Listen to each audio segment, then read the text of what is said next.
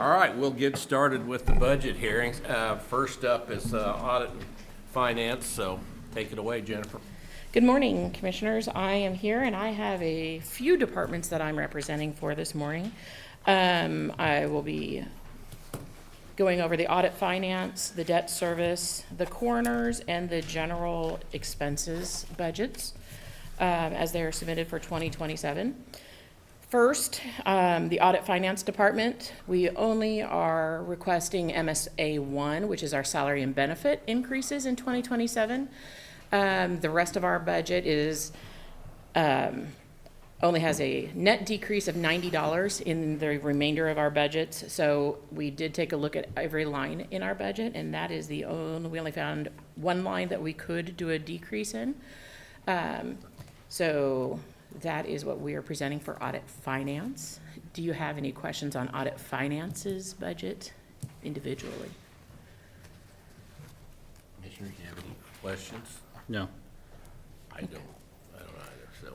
I should have done this slide in a different order. I'm going to skip down to the coroner's office. The coroner's office, we signed a 3-year contract back in late 2023, and built into that contract is 5% increases. So I did put a 5% increase in our budget over 2026 for the coroner's contract. Okay. And then debt service, the debt service contract, I budgeted it flat in 2027. Included in that is a little over $1 million that is budgeted for potential new debt. And this is our current debt service obligations. And it goes back to 25, just because in 25 to 26, that's when we started paying off a lot of our specials debt. We have more specials debt falling off in 26, 27. And we also have a couple of our COP, our certificate of participations, that are falling off in 26 and 27. So I just wanted to show kind of the overall flow. I'm sorry, in 27 and 28 is when the large COPs fall off. I wanted to show you our debt is, as it exists today, going to fall off in debt payments of about $2 million over the next 2 years. So there is debt that falls off correspondingly for those GO bonds that were to fund our specials. We have revenues that fall off also for those. So those are a wash for the most part. But we do have $2 million falling off, and I know there's been several discussions. We have one small special that's going to go back on in 26. So we'll need to make sure that we include a little bit of money for that for 27 debt. And this is what, based on what I budgeted, if I budgeted for approximately $10 million in funding for some of our projects for capital projects, this is what our debt service would look like. So we would still see that $1 million falling off in 2028, but it would just push that out a year and allow us to take advantage of some additional projects that are on our list. So that's how I have it budgeted, and this is what our debt service obligations are. There's a difference of about $1 million there. Mr. Chairman. Yes. Jennifer, I know that the commissioners have talked about several different projects in the future. Everything from looking at the renovation to the Maynard Conference Center, which we don't know if we'll have any partners or other assistance on that. Yep. We have talked about things like parks projects. That was during a presentation during the Parks and Recreation Department, talking about everything from baseball fields to looking at Shawnee North Community Center. So with that in mind, I think that we need to anticipate that there may be debt that would be taken out either in 27 or 28, but that's going to be dependent upon the market and other factors. Correct. And that's why I put this $1 million in the budget for us to have hopefully some deeper discussions as we look at capital outlay requests over the next 2 months, so that by the time we get to the end of September, we will have a better idea of what it is that your direction is. Commissioner Mays. So I just wanted to, sorry, microphone. I was just sort of looking at this as a percentage of our budget. And I think that, I just looked it up on my computer, that a typical municipality, which we are a municipality even though we're a county, a typical one would have 10 to 15% of their budget in debt service. If we maintained the exact same debt service that we have now, we're about 4%. We are very low in debt. So we've done a very good job. I think this is about $2 million less per year than what we were paying when I got here. And so I like seeing that number go down. But again, when we have large projects that need to be accomplished, sometimes that's an easier way to do it. Absolutely, it's a balancing act that we have to manage. We are blessed in that the Gage Park sales tax is able to take care of many of the Gage Park projects, but it's limited to only items in Gage Park. So, and as you know, our parks are countywide. And there's a big push for keeping the spend that we spend in our parks even. And so, both Lake Shawnee and Gage Park are prime parks. They're the ones that draw people in. And as we're spending more money at Gage Park, it's just, and it's not only the parks. As a general, we have to make sure that we don't let ourselves get into a situation where we get behind in maintenance, and then we're trying to figure out how we've got a bunch of dilapidated buildings and things that we haven't maintained properly. And that's another one of the larger projects that we have looming is restrooms in the courthouse. It's gonna not be a cheap renovation for those. But we did budget for some of that. Some of that is set aside, I mean- but not enough at this point to cover the entire project. Right, I understand. The project is more than we had hoped. Yes. So, I'm sorry, so that's the debt service. Did you guys have more questions about debt service before we move forward? I think there's a whole lot of discussion that we probably will have through August and September as we discuss the CI, the capital improvement plan, in August, so. Jennifer, Yep. if the county was to take on a major debt, I mean, I look at where we're at, as Commissioner Mays has pointed out, that we're, very conservative in our debt. Yes. Maybe this might be just an opportunity for your department down the road, not now, but once we get through the budget process, to look at what would be a amount that you would recommend for us to maximum borrow. Yes, I've had some preliminary discussions with Bob Perry and others about that. Part of what they would want to know as we start pricing out how much debt would cost us is what type of projects we're looking at. So that's kind of what they need to know. Are we looking at building something new? Are we looking at doing renovations? Are we looking at, so just in general, what is it we're looking at doing Yes. with that money? And Yes, so I think those are, that would be the answer. yes. Both renovation, Yeah. deferred maintenance, and then also maybe a new project Yes. along the way. But I don't know what specifically. Well, I know that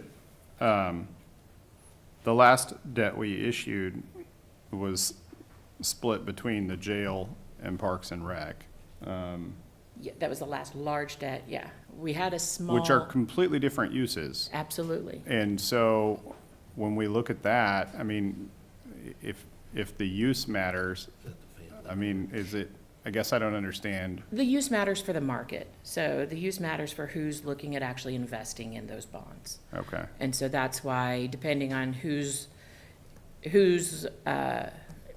it matters how palatable and how eager the investors are to take part in what we're doing. I think we have an extremely good bond rating. We have maintained that at the highest level that we can have for several years. And part of that's because of our reserves. Part of that's because of our low debt percentage that we have. We have a lot of very positive things in our financials that lead us to getting very good bond ratings, which lead us to getting the best debt percentage that we can get. But yes, I think we could look at having those discussions and diving deeper into that. Those two projects were very successful, I think. They were, Yes. and continue to be. Any other discussion? No. Okay. Thank you, Jennifer. Well, I have more, unfortunately. Oh, I thought you were done. I've got 3 of my 4 are done. So here's my last one. It's the general expenses of the 2027 budget. Again, tore through this budget individually, line item as much as I could to find any available places that we could reduce. The reductions that I found were no large dollar items, but I did believe that we could reduce our professional services, our lab fees, our electricity, and shockingly, our insurance premiums, which is a success story in and of itself. We are our partners in insurance and in our insurance committee have worked hard in trying to find ways that this is for our health insurance, are not, everything but our health insurance. I totally said that backwards. Everything but our health insurance is included in these insurance premiums.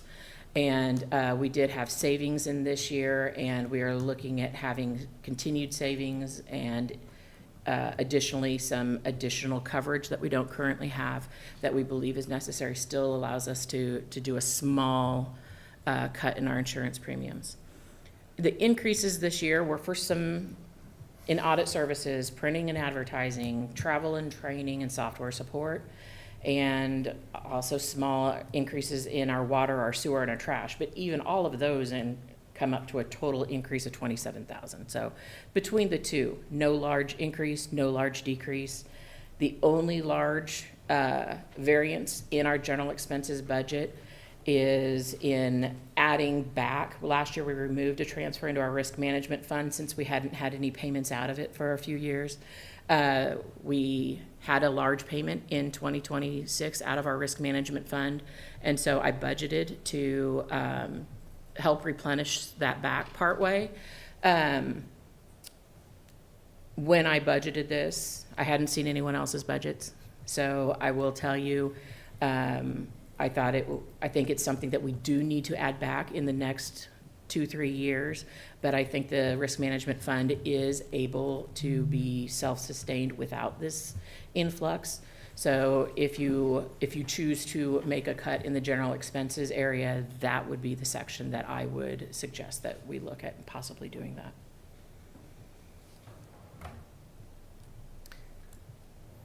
Included in that was having our capital outlay transfer of $2.5 million. Our capital outlay requests that all the departments believe need to take place. Total a little over $8 million.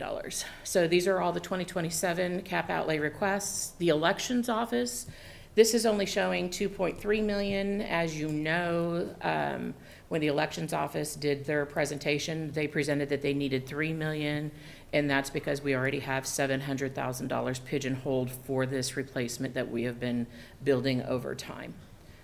So it's not quite the full $3 million that is still needed for that project. We have two departments that have large requests, the elections office and the sheriff's office, both over $2 million, which would use essentially the entire budget of the capital outlay individually for either of them. The rest of the departments total $3 million. So we could almost fund every other department except those two without any discussion in cap outlay. I don't believe that's the direction we're going to go, but I just was pointing that out. The rest of the departments actually are a small collection requesting about $3 million. The election office, was that for It's their poll book, and all the, it's the poll books themselves, the servers that run, the documents that run them, everything that, the software, all of the pieces of needing to refresh the poll books. It's not unfortunately, they're like iPads. They don't last more than 3 years, so it's not something that we could, Was there a bond. change with the state that was requiring some of these changes too? not for this. They did do a change to the Elvis software. They're gonna have That an was it, increase the Elvis. to the Elvis software. So this is my last slide. Do you guys have any, and again, we will talk more about cap outlay in August when I will get something scheduled to start those discussions.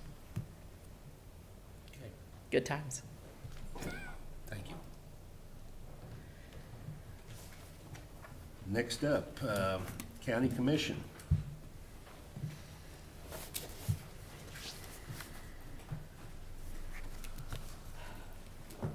Good morning, Commissioners. I'm Amanda Monholland with the Board of County Commissioners Office.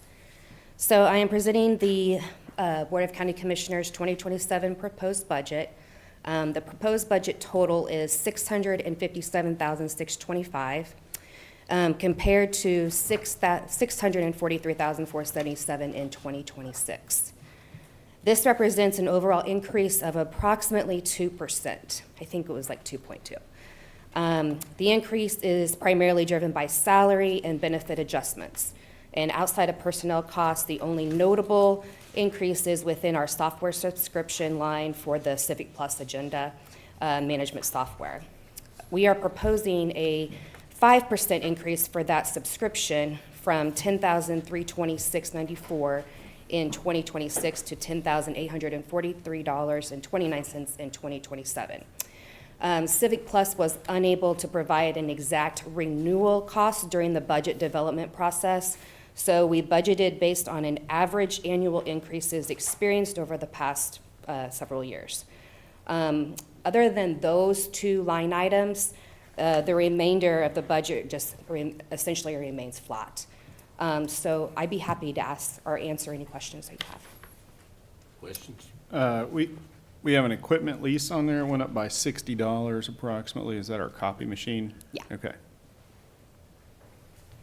Nothing else? Good? No. I don't have anything, so Okay. thank you All very right, thank much, you, guys. Amanda. Next, County Clerk's Office.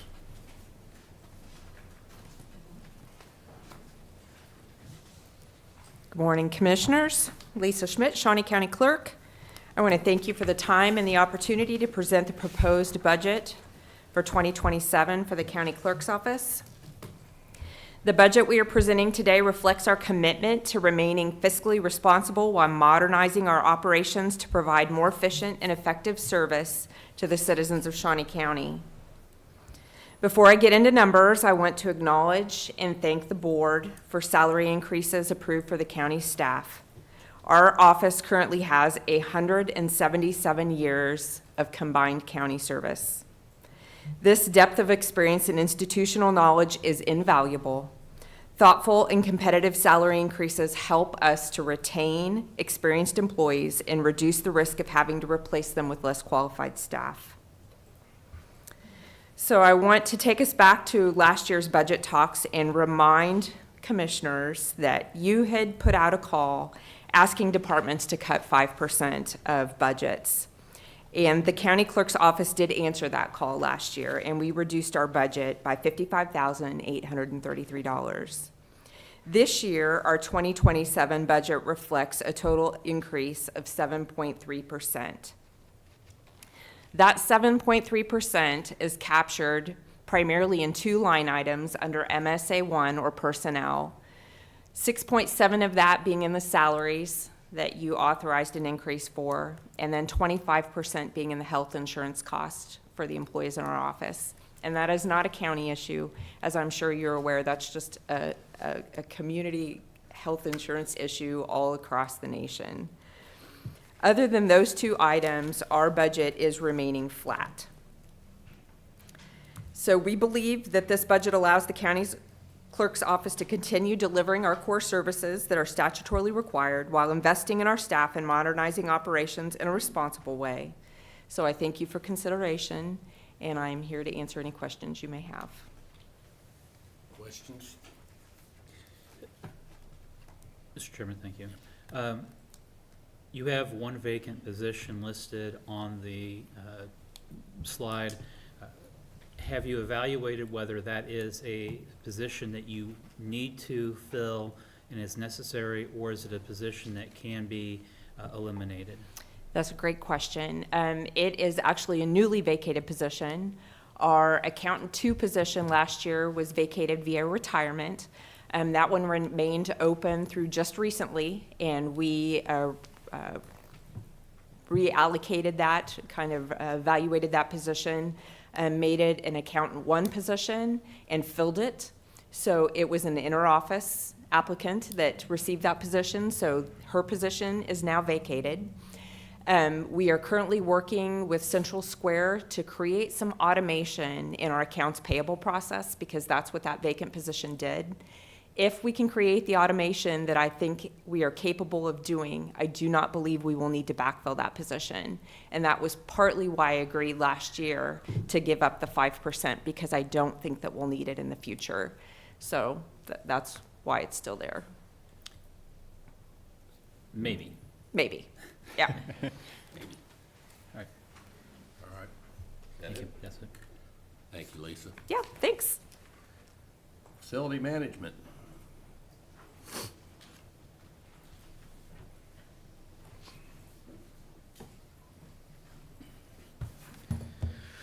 Morning, Commissioners. Justin Landon, Director of Facilities Management. I'm here today before you to propose my 2027 budget. As you can see in my request, there is a 23% increase over 2026. The bulk of that, over 15%, is salary increases and the health insurance increase. I'm requesting 2 additional positions for next year, Maintenance Tech 1 and a custodian. The other increase is to account for the leases that were added for this year. Last year I requested, earlier this year I requested to get the addition of a couple vehicles. This is to budget and account for that for 2027. The other increase is to, you can see a few of those lines, fees for services and the building maintenance repairs. I had combined some other line items to help billing and make it easier for our team to code those lines. The other large increase you can see on there is for training. The goal is to, do more in-house and contract less. So with that, I will need to have training for my team, whether it be seminars or training through Washburn Tech. This is just to account for that and have some funding available to do so. The other increase on there is for subscription and softwares. This year, 2026, we were budgeted $0 for that. When we're currently under contract with Cartograph, that increase is just to cover that cost and account for it.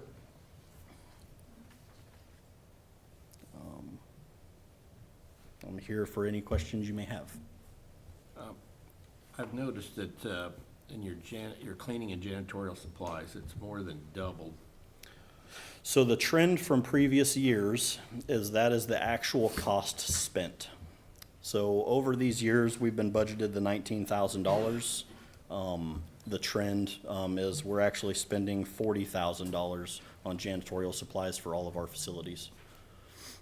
So that is to just fix that line item and account for that cost.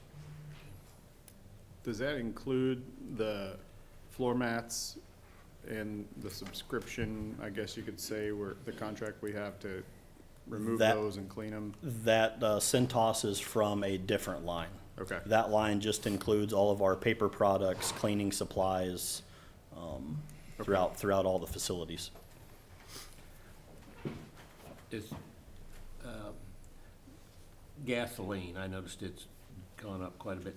Is that, once again, reflecting what's actually used? It's reflecting the current market with fuel prices rising and lowering, they're fluctuating, and then with the addition of those two vehicles that I had requested. I see. Commissioner? Yes, The two new positions that you're wanting to create, you said one is an additional custodian, and then the other was an electrician, A maintenance tech one. maintenance tech one. Okay. Correct. And what is it that you would expect to get from the maintenance tech one? What additional what's the additional benefit? The additional benefit is to have extra staff and extra hands to complete a lot of these tasks. Currently, we have 4 technicians to serve 15 facilities across the county. So Okay. we just need the additional help to better get some of these projects done and serve these facilities better. any other questions? No. All right, well, thank you, Justin. Yep. Would you like me to go over the CIP request Yes. for? Oh, okay. yeah, yeah, I'm sorry. Go with that. The CIP requests, the previous, we're just continuing on with the request for the courthouse restroom renovations that were previously completed. There is no additional for 2027. The next additions is 250,028 and 250,029. We know that we're going to be, that overall number that we have is gonna be low compared to what we actually need to complete this project. But this should get us definitely the bulk of that project completed. I think there will be roughly an additional 500,000 that we will need in the future outside of these, what's already allocated. The next one is the North Annex carpet replacement. That was previously on the list. I had just pushed them off for another year. It was supposed to be funded half in 27 and half in 28. I pushed those back a year to half in 28 and half in 29. Overall, all the high traffic areas are fairly worn, and it'll need replaced soon. The next one is the elections office Justin, HVAC control. I'll yeah. back up to Go that. ahead. I know Bill Sutton had talked about making some changes to the floor plan a little bit. Correct. And, I don't know if you've worked with him or aware of what he's planning. That could have an effect on carpeting, I suppose. It could. What he's proposing, actually, the majority of it stays just concrete, Okay. with no flooring, outside of those few offices that he's changing. Okay. And that big, the old health department area over there. The other area, to renovate does have carpet, yes. Okay. All right. Okay. The other is the elections office HVAC control system. This was approved for this year, and there is funding there for that. But with getting bids, we are at least, we're short another half. We need an additional 75,000 to complete this with the bids that we have received. So this is the request for asking for the other 75,027, so we can complete that project. The next one is the J.P. Lewis WIC office emergency egress. This was previously on there as well.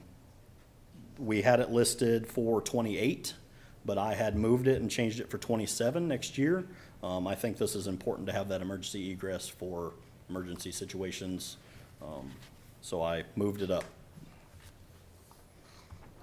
The Van Sickle 10th Street Clinic flooring replacement was also previously on there. This year and amount was changed.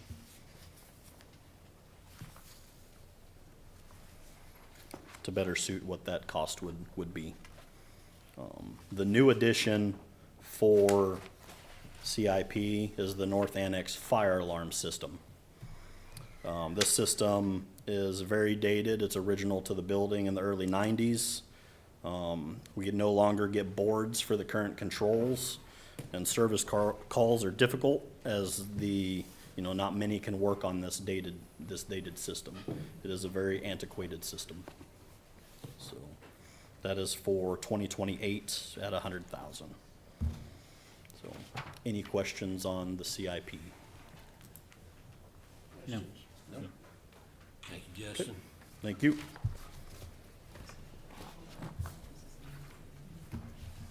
Human Resources. It's 30 years ago. Good morning, Commissioners. Angela Lewis, Director of Administrative Services, and I'll be presenting the Human Resources budget. Our budget request is $693,549. This is overall a 5% decrease from last year, and that's due to the wage study that you generously let us administer, but it does reduce the budget overall. Personnel is the largest part of our budget at 94%. The next thing is services at 2.86. We have supplies at 1.69 and leases at 0.66% of our budget. We have two asks for this year. It's a $200 increase to cover a pre-employment testing. We know that we have a planned retirement in our department. The other is equipment leases for our copier.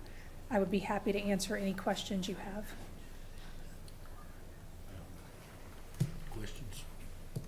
No. All right. Thank you. Thank you, Angela.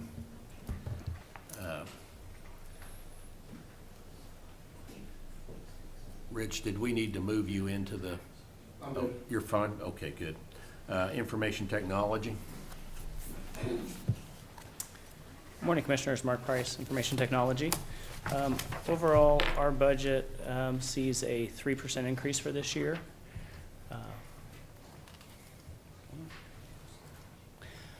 So our total request was $5,326,163.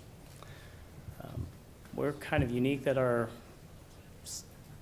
payroll side actually went down about $19,000. I'm guessing the majority of that is because of the going from 27 pay periods to 26 pay periods, and then just having some vacancies and positions resetting to step one is why we see a decrease. Majority of our increases here in MSA 2. The first area is in contractual services. That increased 149,000. Well, sorry, the contractual services increased $69,429. That is just kind of a combination of price increases and renewals that we've been seeing. Most of those average about 5%. The largest increase there is actually for the addition of our GovAI, which is a countywide AI system that we can use, allows the departments to have a controlled, safe AI that is not ingesting information. So if anything were to get uploaded, it would stay confidential and not expose anything that should not be put up to the world. Helps with if there were accidental slippages or inadvertent information put there. That's what that addition is for. Another small increase we saw was in membership dues and subscriptions. It was a $279 increase. And the other large increase we saw was in the software subscriptions and support.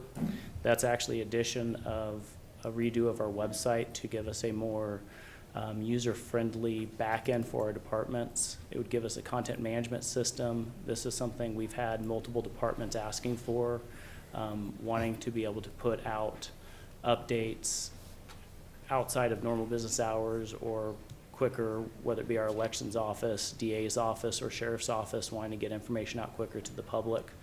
This would allow us to do that, and that is a new thing. In addition, that I've added. It was on there last year, but with budgets being what they were, that's why we pulled it out. I'm putting it back in there because, again, we're still getting those requests, and that's something I think we do need to look at trying to get put in for the departments to be able to have a more responsive change in our website.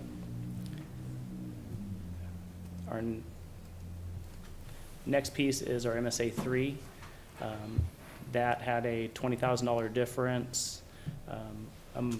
Pretty much all of this, except for $800 in telephone replacements, came from Tech Refresh, which was a $20,000 increase. This was something we'd asked for last year and pulled back and found funding elsewhere, but this is replacement of all computers. At the end of last year, we saw a 15 to 20% increase in costs of computers that we're putting out to users. Without this, the really only option we would have is to reduce the number of computers we're replacing a year, which would extend out our tech refresh schedule and mean some of the computers users are having to use would be 6 to 7 years old. We have looked at where we can doing upgrades to existing computers to reduce this cost, but this is just trying to keep things as modern as we can be without expending any more than we have to. Then our final budgeted increase is for our capital assets. This line item of the $150,000 covers our virtualization that we support the whole county on. Late last year, they saw a 35 to 40% increase in hardware expenses. This is on about a 5-year rolling replacement of equipment, where before we were doing a 5-year forklift. The last time we did one of those major forklifts was about a $1.5 million expense. This is allowing us to break that out instead of a one-time expense, kind of an ongoing expense to easier manage that and not have large uplifts. But that being said, just with the equipment and everything going up, as you've heard, we expect that expenditure to increase dramatically. We have shopped around, and that is pretty much across the board, whether we buy from them or from other vendors, the cost is there, it's just who we're buying it from. I will say on this particular thing, by going to Nutanix, where we moved from VMware, some of our peers, when they got their VMware renewal last year, saw a 10%, or went from $10,000 to $100,000 renewal costs. Across the board, this was pretty much what VMware was doing. They were seeing huge increases. 10 times was not an uncommon thing for some other counties and cities to see. So by going to Nutanix, we have not seen that increase. We got rid of that software. Yes, we went to another software that's seen increases, but a lot of that increase is in the hardware cost. Then finally, our capital improvement. I guess before I move on my capital improvement, do you guys have any questions on? No. Okay. So then we have capital improvement. This is just kind of our every 2-year switch replacements we're doing, just trying to keep things up to speed.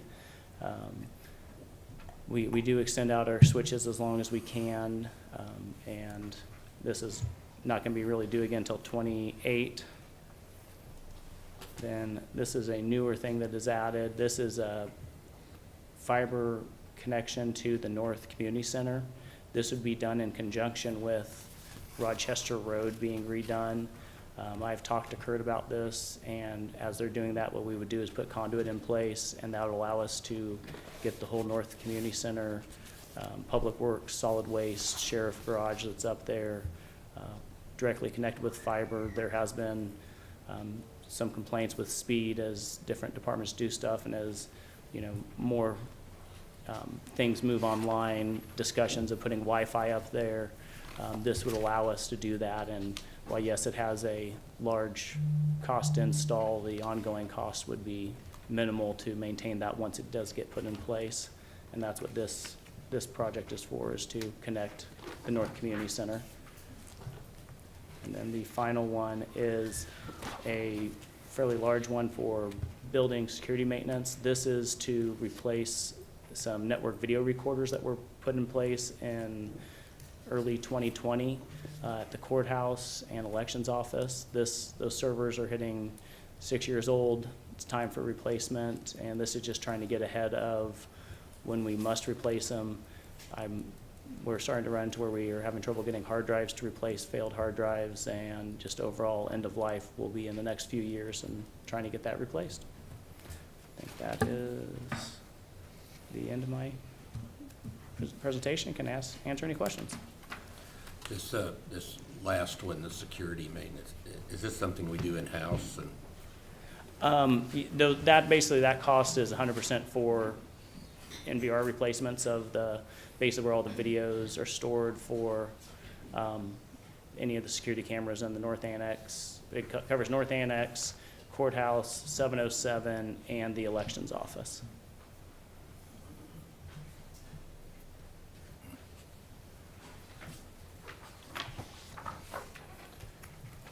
Anything else? Nope. Thank you, Mark. Thank you. Next, Treasurer's Office, Susan. Good morning, everyone. Susan Duffy, Shawnee County Treasurer. First of all, I'd like to give you an update where we are with this year's taxes. We're just right at 10 million that remains uncollected. And people are still walking in, and we're still making courtesy calls on especially delinquent or large amounts to remind folks that it is due and owing. So I did provide you a handout, and I think it's timely that I present kind of our annual report on the tax division.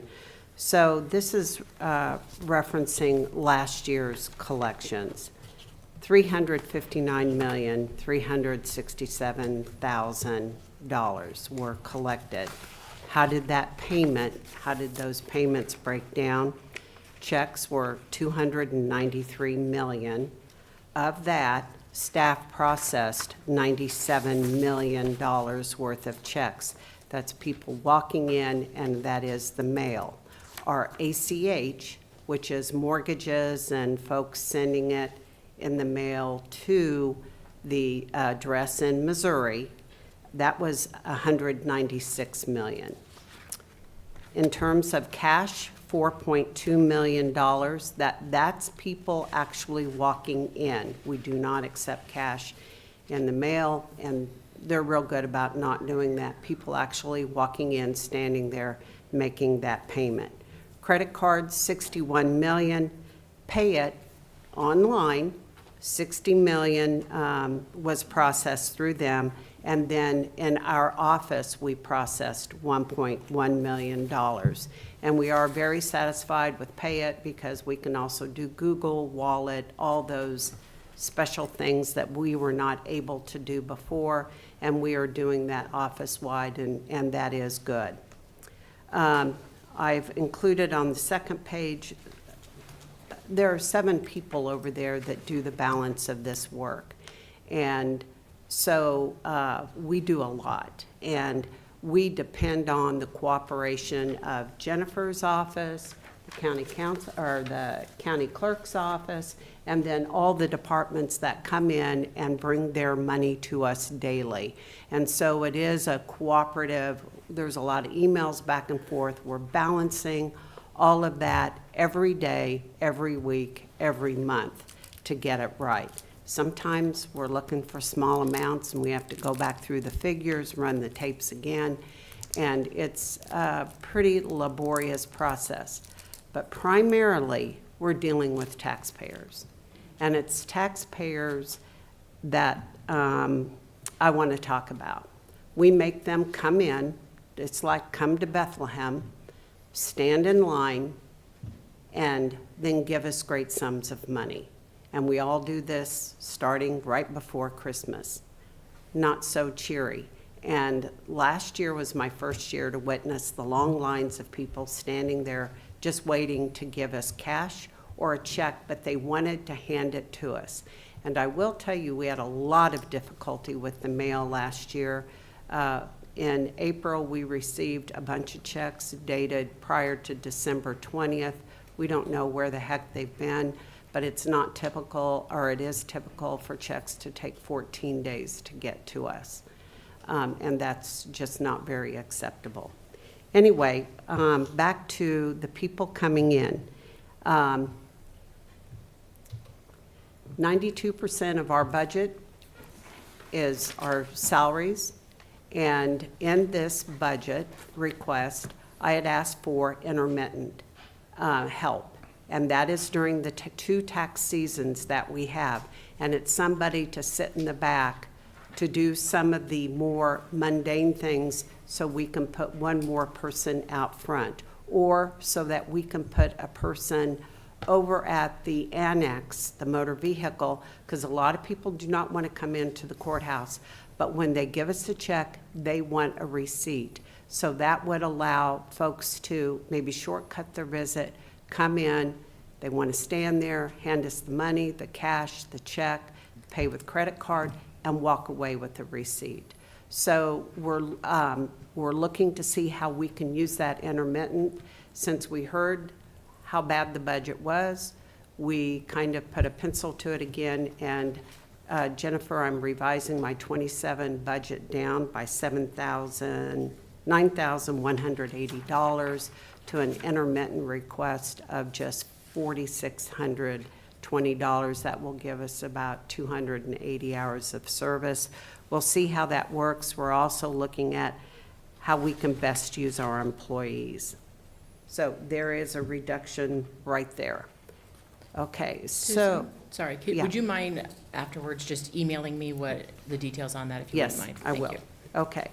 Operating expenditures, this is the other 8% of our budget. Printing is our primary expense. I've been in conversation with Metro News, literally begging them to keep this year flat.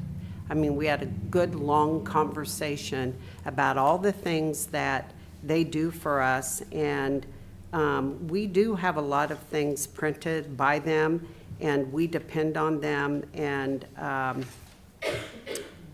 it's the required publication of delinquent real estate, personal property, tax levy, and quarterly statements. And we are required to still publish them in hard copy, not just put them online or make them available in the office. So as you know, it used to be the Cap Journal. They got too expensive, and so we do the Metro News. But they have guaranteed us that there will be a cost increase next year.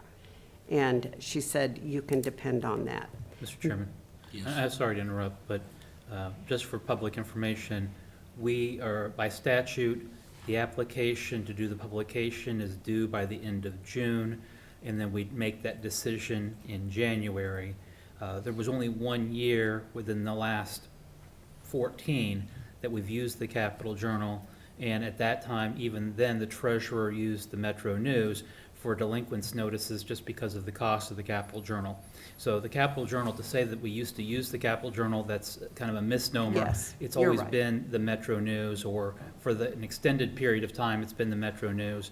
I know the legislature has had discussions about other forms of publication, including online, as an alternative, as many communities don't even have a community legal newspaper. And so that may be a cost that changes in the future. I don't know, Commissioner Mays, if you have any other insight as to what the legislature's doing on that front. I know that. I mean, it comes up every year.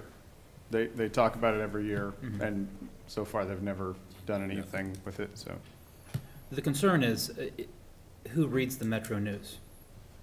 Outside of governmental entities and attorneys, that may be it.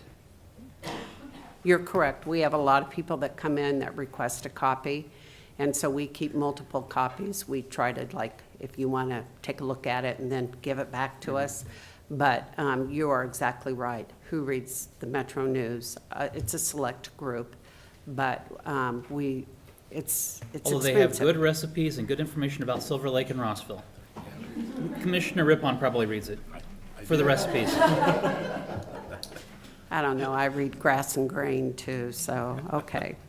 Membership dues, we do know that the Treasurers Association will be raising their dues. They haven't for years and years, but we don't know how much. That's something we're going to vote on in a meeting.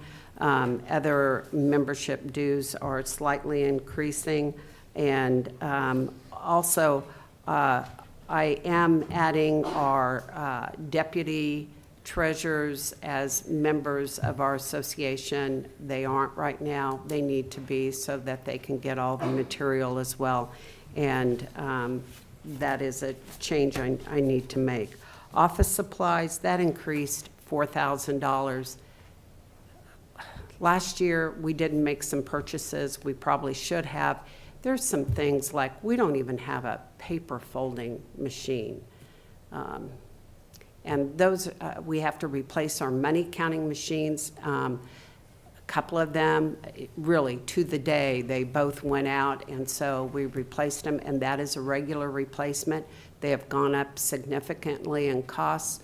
We know our costs for Loomis, they're the actual safe in our office, and it is wonderful. The safe tells the company when it's full, and we get a count out of the money. The guy comes and collects it. We never touch it.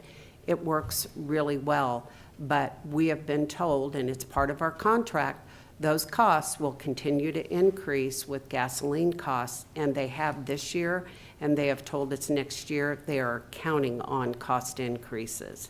But Loomis is just a service we cannot do without.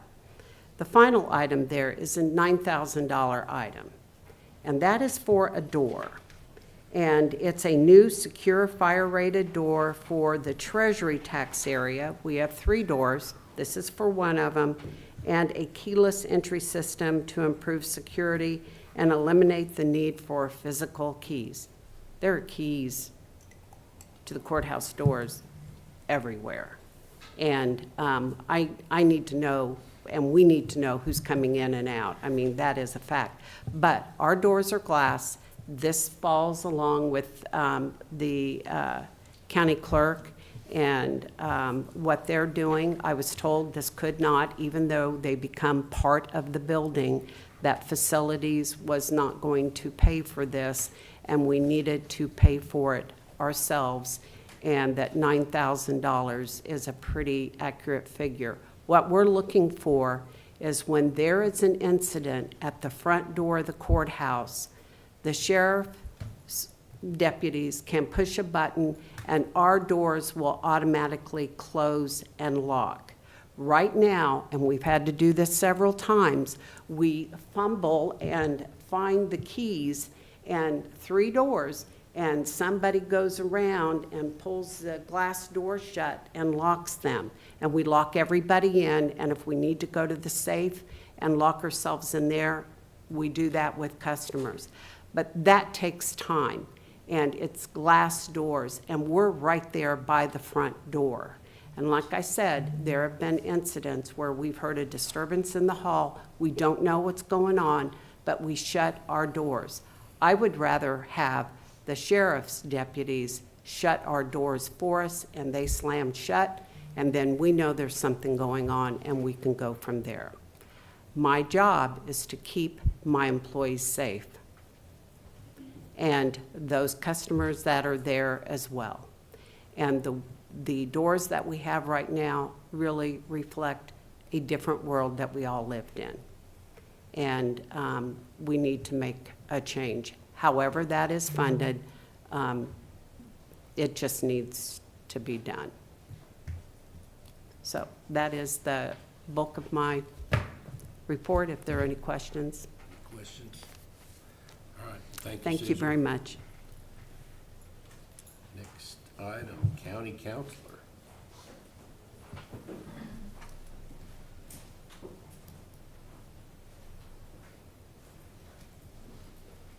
Good morning, Commissioners. Assistant County Councilor Rich Eckert. I'm glad you guys finally decided to upgrade that position.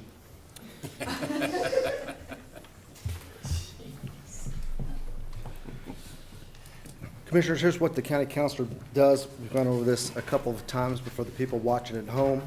We are the attorney for the Board of County Commissioners. We handle representation in terms of writing resolutions, interpreting state laws, federal laws, and then we provide legal advice in terms of when we get sued. And that seems to be a never-ending part of our job, I might add. We also defend the Shawnee County Appraiser's Office in terms of the Board of Tax Appeals and any sort. Anybody in the county is free to call our office, and they often do. I am not a psychological counselor, although I get asked about that a fair amount. And we don't provide legal services to the general public, although we do our best to help them when they call asking about county services or county resolutions. Budget request is very simple. I am vastly simply salary. So when you see the increase, that's the increase of our 6 people. Basically a pie chart showing our people. We do look pretty hard at our services and supplies, and this year, one of the very small things we did, though, is that we noticed we had too many Adobe Pro subscriptions, so we cut down on number. So we're trying.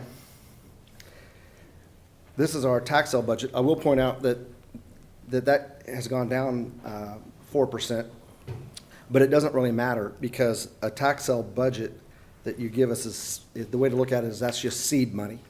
All of that and much, much more come back to the county. So we had an extra tax sale this year. We had Lawrence Bay. Lawrence Bay is about 2/3 smaller and maybe even more than that than a normal tax sale. But even in that tax sale, we recovered almost $700,000 in tax money out in that area. I think the county share of that is almost 40%. So right there alone, that recovered way more than the $100,000 of the seed money. That sale involved $43,000 in expenses, which we recovered every dollar of that through the court costs. And then after we were done with the final math, there was another $14,000 left over that went into the county's general fund. So again, the budget for tax sales, it's simply seed money, and we reap much, much, much more than that. And then there's a pie chart breakdown of the tax sale, how we use that money. And part of that money, I will point out, does go to pay the salaries of the county counselor and then our 2 paralegals. Any questions? Questions? No questions. Thank you, Rich. Next, we have the Health Department. Teresa? Do you want to take a break? Yeah, why don't we let's take a 5-minute break and stand up, walk around.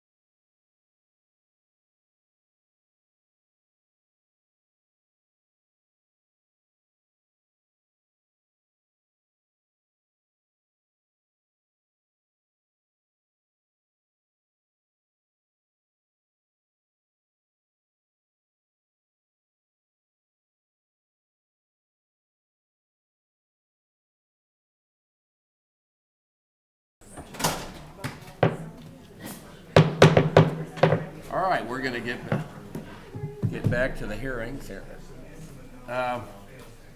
Next up is the Health Department. Teresa? All right, I think I say thank you on behalf of all of us for that quick break. So I am Teresa Fisher, and I'm the Director of the Health Department, and I'm here to present our proposed budget for 2027. Our opening slide here is our mission statement.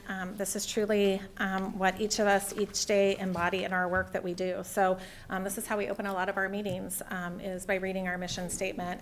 This is a very familiar statement to our Health Department staff. This is the team. I always like to share that. So we have approximately 57 individuals that work across 4 different divisions and a multitude of different programs. So this is our budget. I'll dive into all of this, but I want to start by saying this budget is put together with our management team. I do have my division managers in attendance today. We also pull in a multitude of our supervisors, our grant managers, to really take a deep dive into our budgets. So we're looking at our strategic plan, we're looking at our anticipated needs, and we look at a lot of our actual costs to get to where we need to be. So again, we're looking at a 6.75%. I think on the page it rounded to 7%, but about a $226,000 increase. And I specifically will go into what makes that up. For our CIP items, we do not have anything specific other than what was already covered under facilities. One thing before I get too far, I do want to make note is we have a multitude of grants. And so each year when I come before you, it depends what grants we've received already, what we've applied for. So we have a multitude of our aid to local grants through the Kansas Department of Health and Environment, and we have been notified of many of those award dollars already. So this year we feel like our budget is maybe the most accurate that it's been for many years, just because we know what those award dollars are. So we appreciate that KDHE was able to get those to us. Last year was a different year, and I can't predict what next year will be, but it really helped us out this year to know what those dollars will be. This is just our pie chart for our percentages, but the caveat with this is only our county departmental budget. So this doesn't include all of our grants and whatnot, but just of the county dollars that we're looking at, we are not unlike any other department, and the majority is spent on our salaries and benefits. All right, breaking it down here. For MSA 1, this is where we have a 9% change in what we were awarded this year versus what we are requesting for next year. That dollar amount change is $226,020. Of that, we are proposing to move 15% of our WIC staff for their salaries and benefits into departmental budget.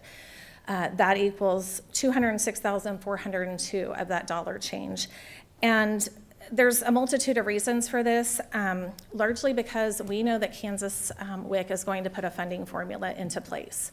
To date, we do not know what that funding formula will be. We anticipate that we may receive about 85% of what we requested. We did submit our WIC budget as requested last month, but we have not heard anything. We did have a participant in the funding formula group, but again, we have not heard anything about how that may be. What we know is that Kansas WIC administrative costs need to be lowered. And so with that means that every WIC clinic is going to be looking at how to lower those administrative costs. And so what I want to point out with this is the cost for our staff to administer the program. This has nothing to do with the WIC food dollars or anything of that sort, but this is the dietitians, this is the nurse, this is our clerical staff, our breastfeeding care counselors. This is what this request is for the staff.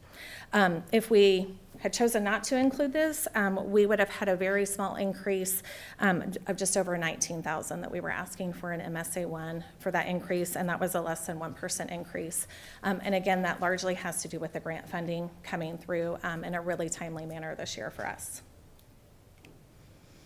MSA 2, I'm going to break through. These are lines that have actual increases.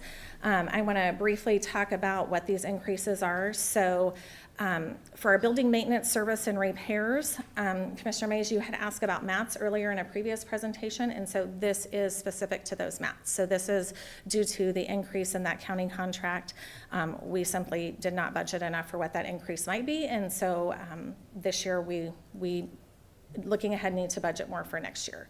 Our contractual services line, this has to do with our Nurse Family Partnership Program, and this is a cash match requirement. The cash match requirement is not new to one of the grants that they require, but what has changed is what they will have as allowable cash match requirements. And so we had a portion of our contractual services with Nurse Family Partnership on there, but we need to put all of that on there for next year due to those requirements.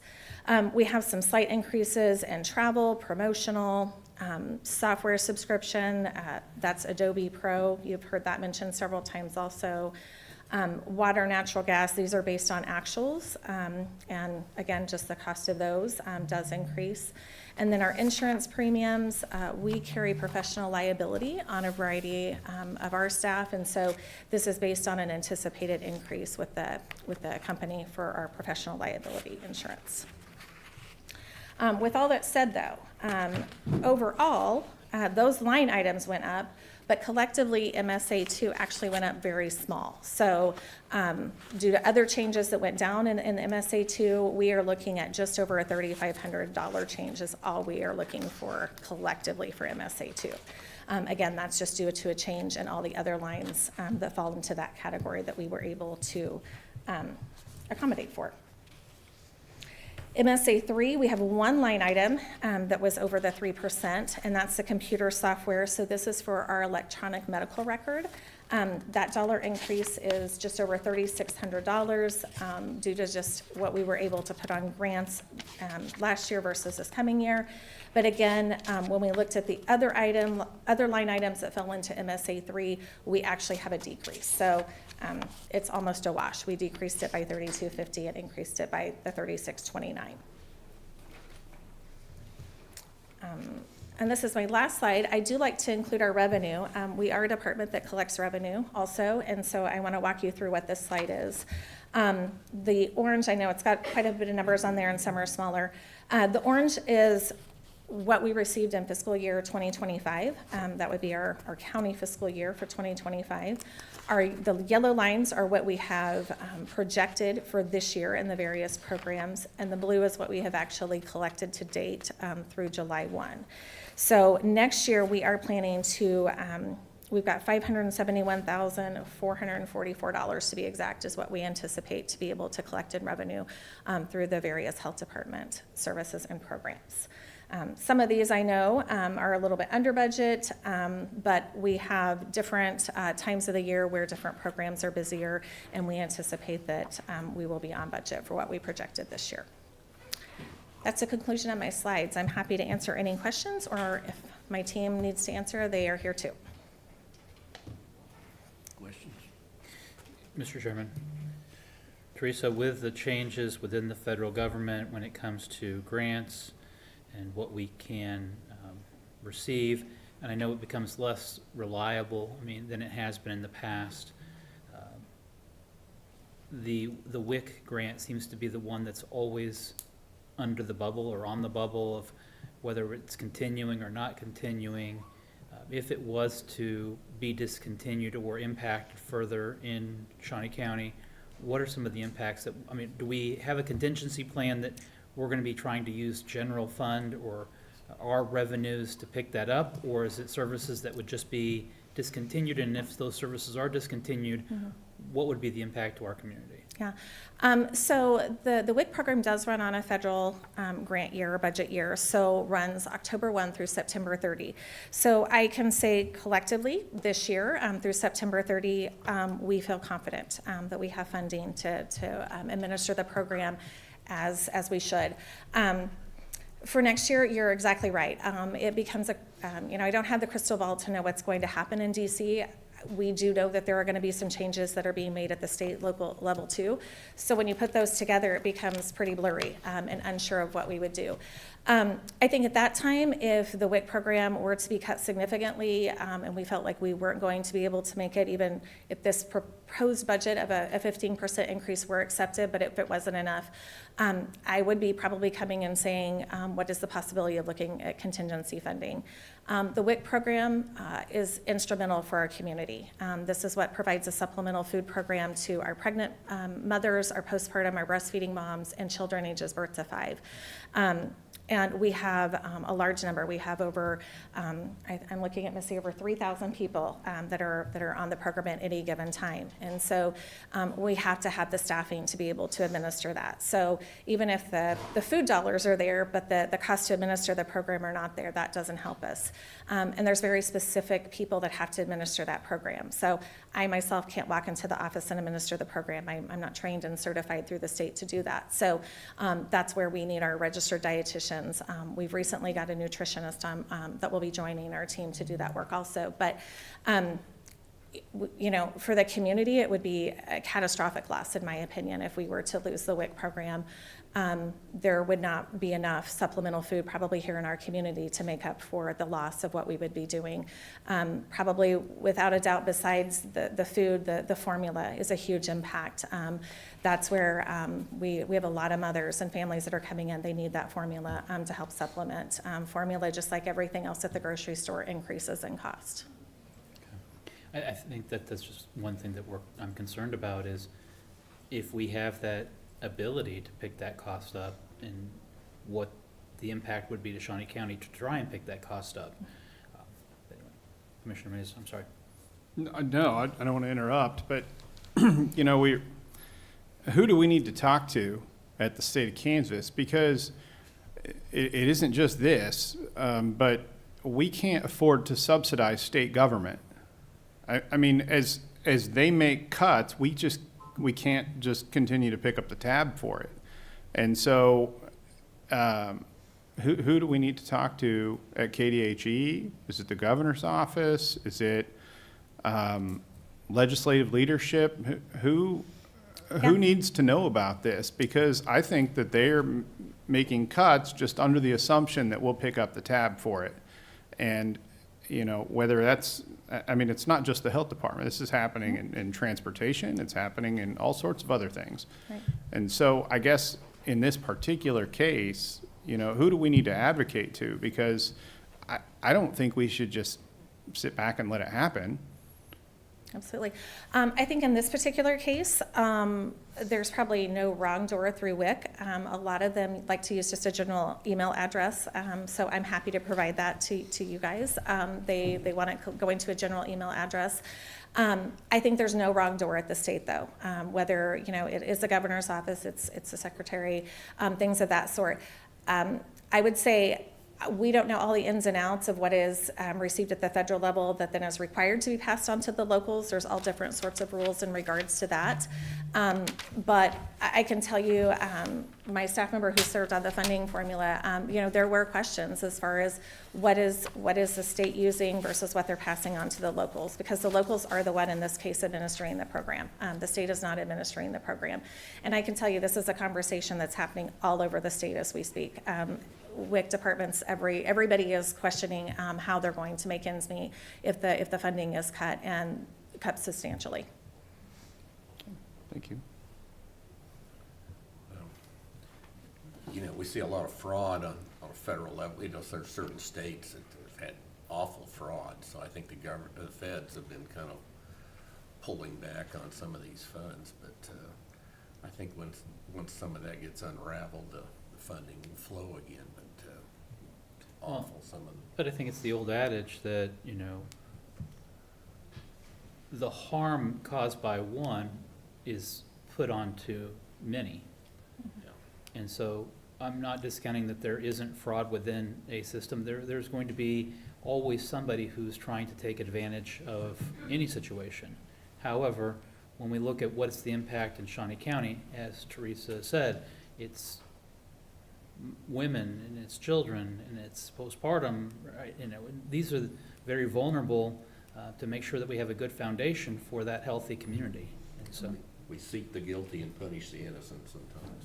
So, I would note, over the last year, we did close one of our RD positions, so we decreased in staff. I worked with HR, we reclassified to a nutritionist. We're looking to see what are opportunities that we can do, but again, the state defines who can carry out that program. And so we have to stay within those parameters also. Any other questions? No. She didn't have any capital improvement. Thank you, Teresa. Next up, Helping Hands Humane Society. Catherine Maxwell with Helping Hands Humane Society. For 2027, we are requesting $153,666 to continue providing the services to the county of the intake of the dogs and cats and pocket pets. It's just a small increase from this year that is primarily the result of pretty much everything in animal welfare increasing, but primarily the vaccination costs. We have had a couple things happen this year and last year where we've had to basically implement some mild limitations for both the city and the county on our animal intake. And that is, the shelter will not admit ear-tip cats unless they are injured or sick. Those are cats that have been trapped by an organization or an individual. They have been sterilized, vaccinated, and returned back to where they were found. They're typically referred to as community cats. Often we know them as feral cats. The county, we typically do not have issue with the county ACOs taking in or bringing us ear-tipped cats, but for the sake of fairness between city and county with our contracts, I do want to bring that up with you that we will not admit ear-tipped cats. The second thing on our intake limitation is we are not the answer to infestations of rats and mice and animals of that nature. I just want to make that clear. We had an instance this year that we're still currently tending to with the city. Unfortunately, when you get infestations, the answer is an exterminator. It's not the shelter. It's not the shelter's resources. These are not pets. We do not have the opportunity to adopt them out. So that's just something that I wanted to address. And last, for animals that are being surrendered by their owners directly to county ACO, we do have a form that we need county ACO to fill out before we can admit the animal. And that's strictly for the safety of the shelter employees.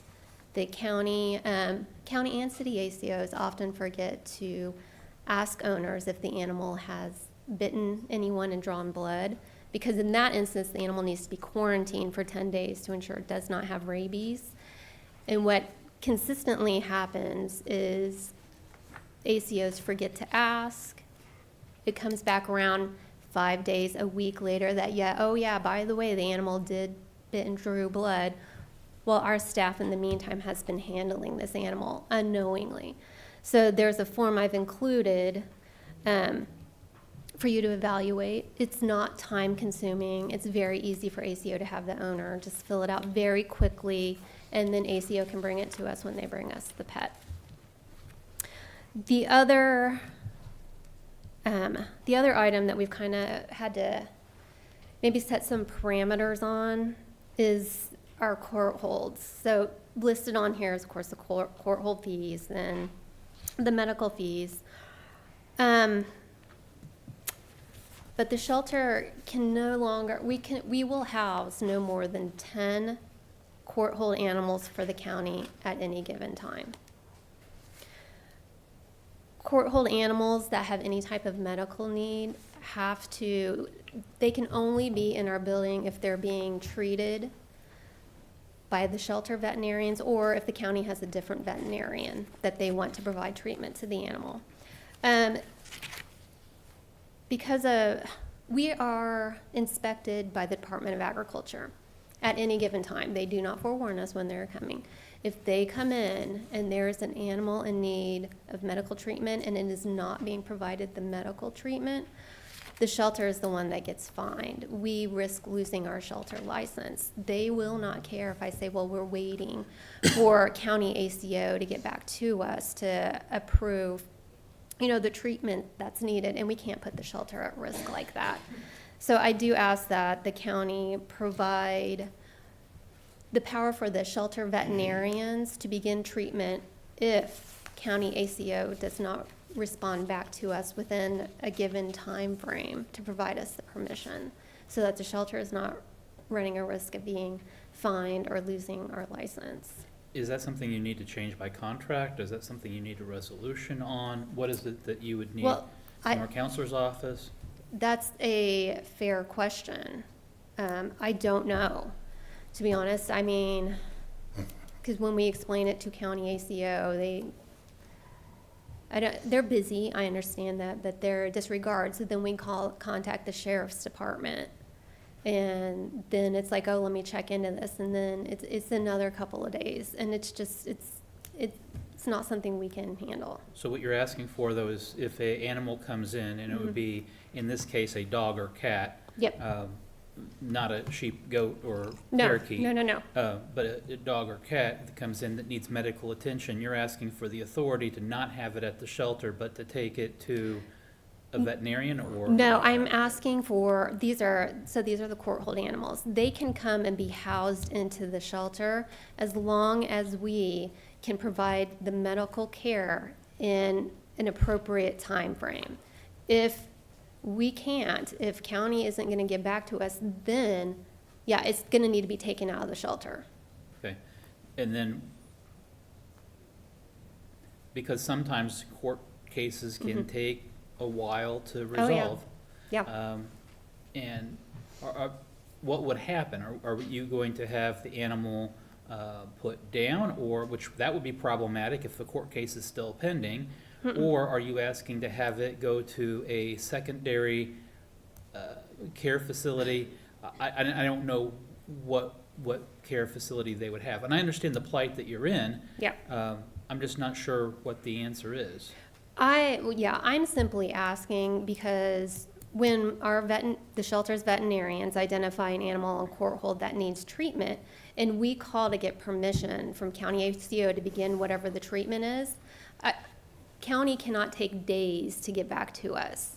They need to respond to us within an hour to say, yes, go ahead and begin the treatment, which they always do.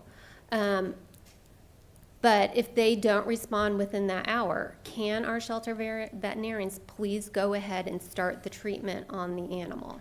Okay. That's all I'm asking. If that's not something that wants to be done, then a sick animal cannot stay at the shelter. A county court hold animal can't stay at the shelter. And that just may be a clarification issue for the counselor's office. Do we currently have an agreement or contract with your organization? Yes. Yeah. Okay, maybe we just amend that in some fashion. We'll take a look at it. All right. And the last thing that we are requesting is that the contact information of the department responsible for paying the court hold invoice be listed in the contract. That'd be very helpful. Seems reasonable enough. Yeah, Okay, thank you. all right. Any other questions, comments? All right. Well, thank you very much. Thank you. All right, Community Resource Center.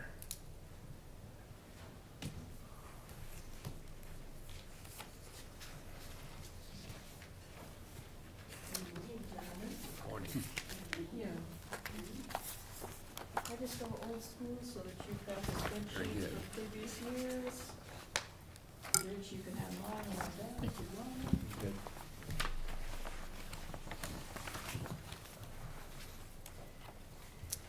Committee worked hard. Good morning, gentlemen. Mary Thomas, Community Resources Council.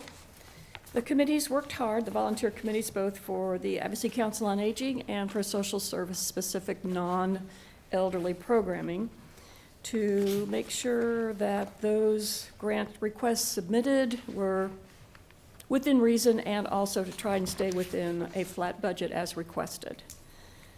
So looking at the first spreadsheet, which hopefully is social services, there's a 3% increase overall. We did not have any new agencies or unknowns from the previous grant year. A couple of new programs within agencies that we are familiar with. The review committee went through and deemed what they felt was appropriate upon review of budgets and salaries, programming, outcomes from previous year, and reports from those who have been available and use some of the services that are given by some of these agencies, such as Community Action, Doorstep, Catholic Charities, Kansas Legal Services, and so on. Names you're familiar with that we see every year that do tremendous amount of support in the community with the service that they provide. So we're looking for $265,800 for 27 funding for regular social service, a 3% increase from the previous year. And moving on to the second spreadsheet, kind of the bulk of the money, if you will, that's the Advocacy Council on Aging. These are all programs designed specifically for senior and senior living. Again, agencies you're familiar with, Catholic Charities, East Topeka Senior Center, Habitat for Humanity, Jayhawk Area on Aging. I don't need to repeat all of those to you. All senior centers are represented here within their additional requests for money besides the budgets that they work through on other funding and event fundraising that they do. Every one of these agencies does event fundraising to help supplement what they already receive from the county, which is the cornerstone of their money every year for their budget. This is looking for a 2% increase overall, $791,000. While I razzle-dazzle you with figures, I am happy to answer any questions that you might have.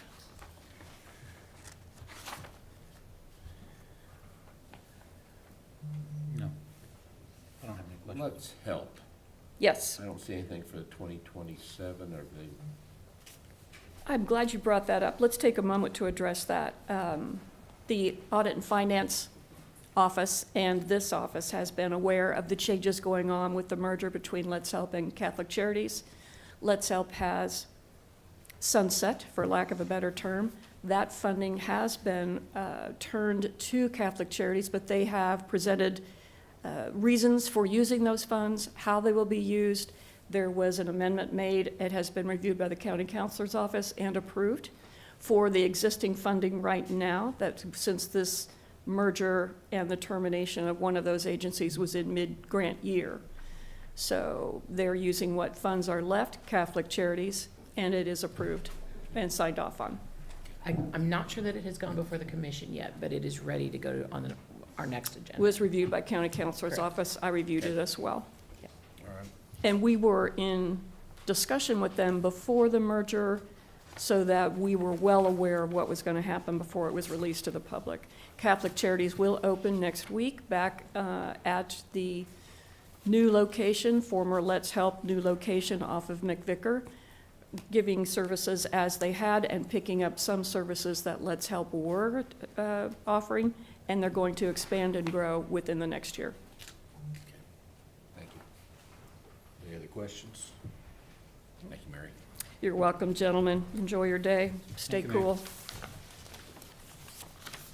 Conservation District.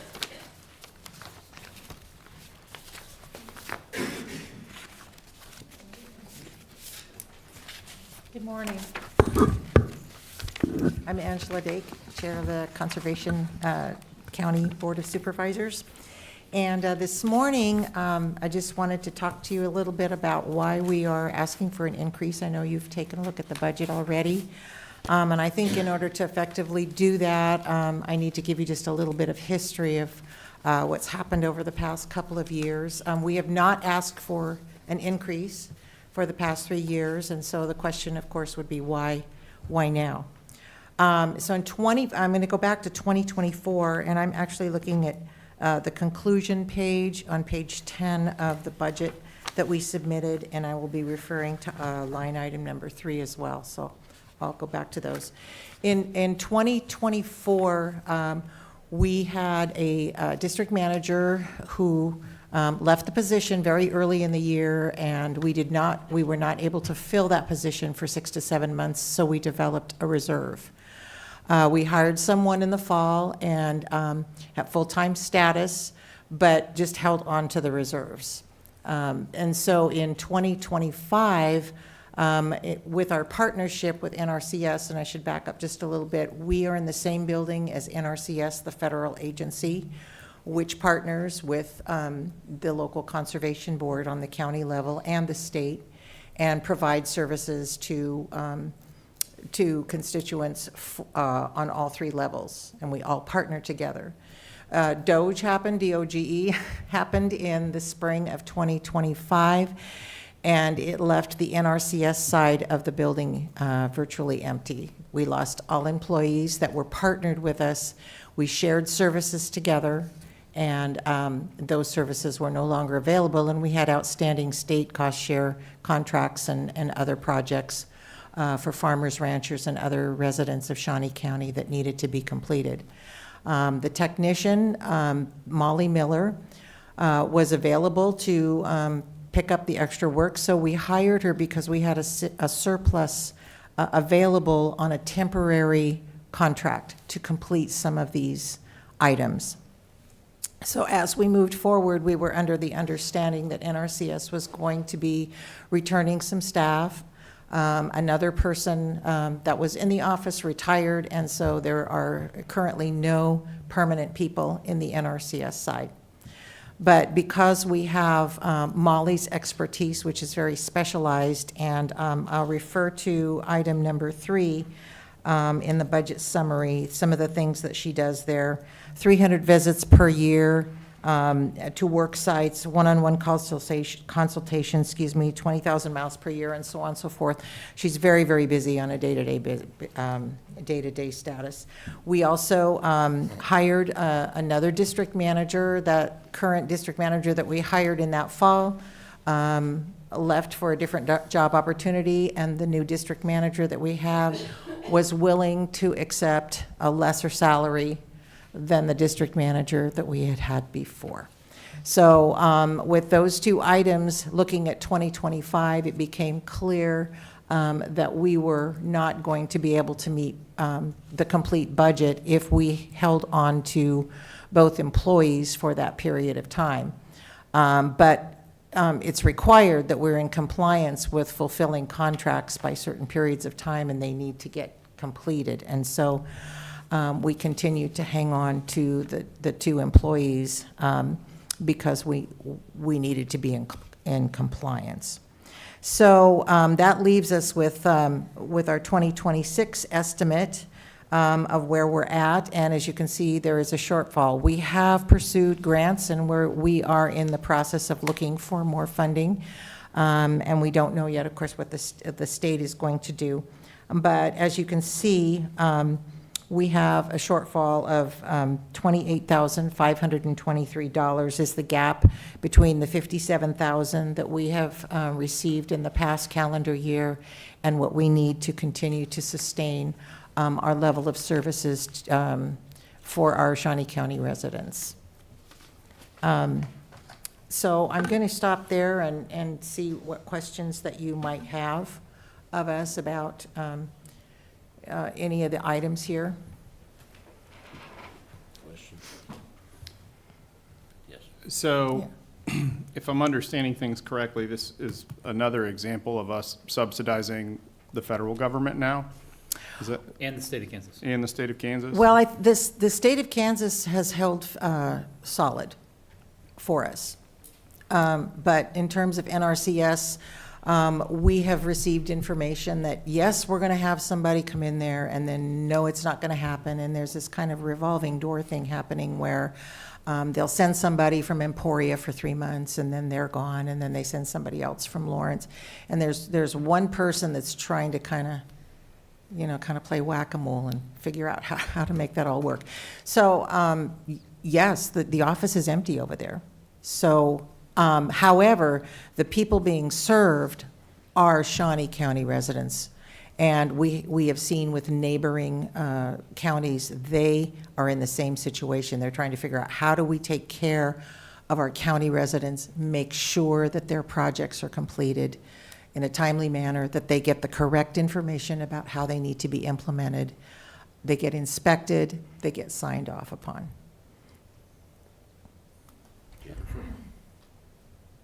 Seems like an obscure question, but for the building that you guys are currently in, do you guys, who owns that building and how is that handled? USDA owns the building. So it's owned by the federal government and then they pay, you guys pay rent or? No, Wayne Luker, Shawnee County That's Conservation Supervisor. As part of the agreement with the federal government. We record these, so. No, thank you, Yeah, Wayne Luker, Shawnee County Conservation District, as part of the agreement we have with USDA, the federal government, to have services, federal services from USDA in Shawnee County for the Natural Resource Conservation Service and everything. They provide office space as part of that agreement, and we share that, so that's a savings to us. We don't have to come up with any rent or anything Great. like that. Thank you. And the state in the last couple of years have doubled the matching funds that we get from the county, so they have stepped up, and so, which has been very helpful too. Thank you, Wayne. All right, any other questions? All right, well, thank you very Okay, much. thank you very much. Next up, health access.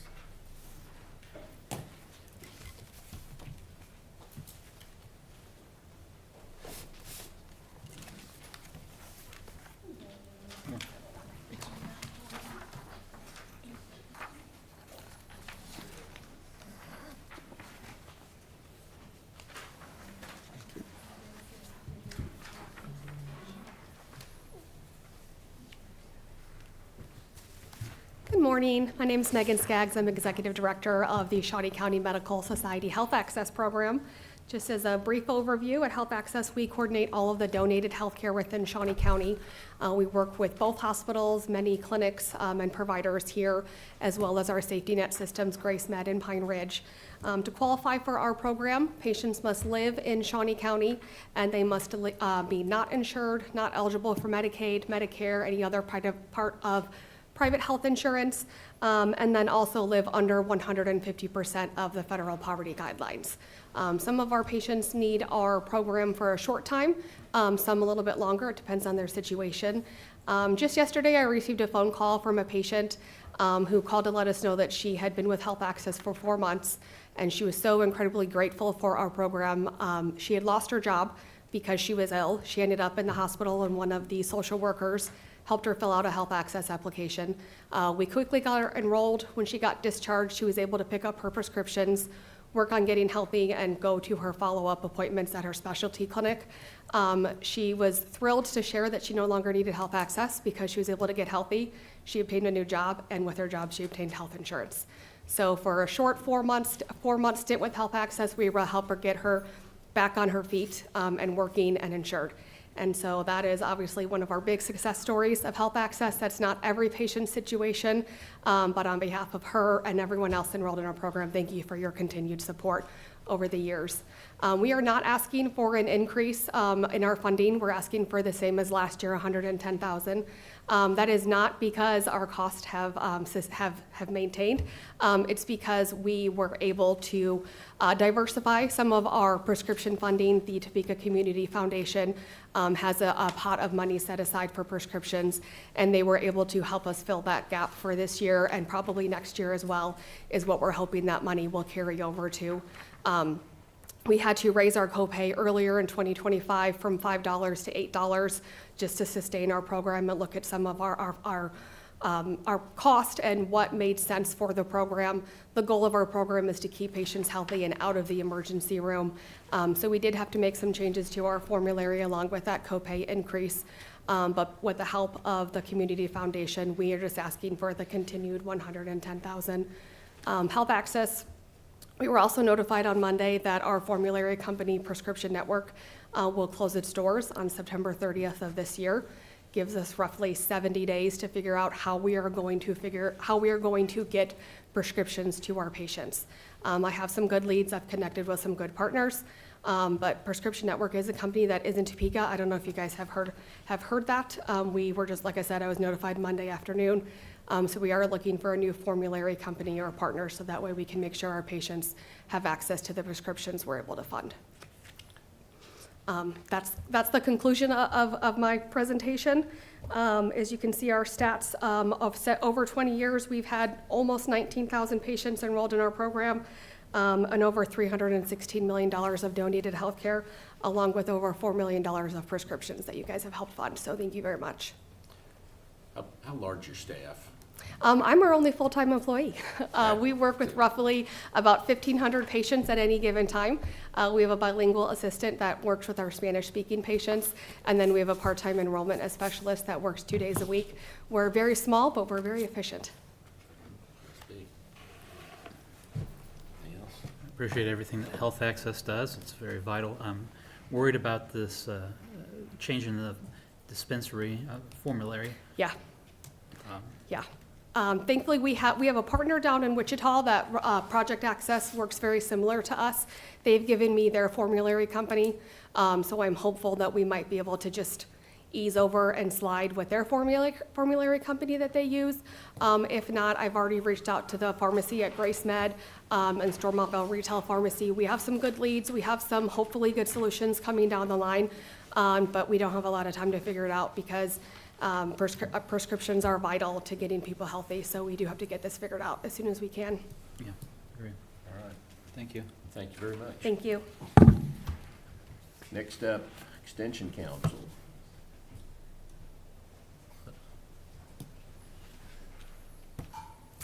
Good morning, Commissioners. Candace Stiles, Director of the Shawnee County Extension Office. And today with me is our Extension Board Chair, Twyla Hernandez. So I'm thankful she took off work today to come for our budget hearing. Throughout the year, you've all allowed us to update you on our programs and our impacts and what we're doing. So today's presentation is going to focus just on our budget request.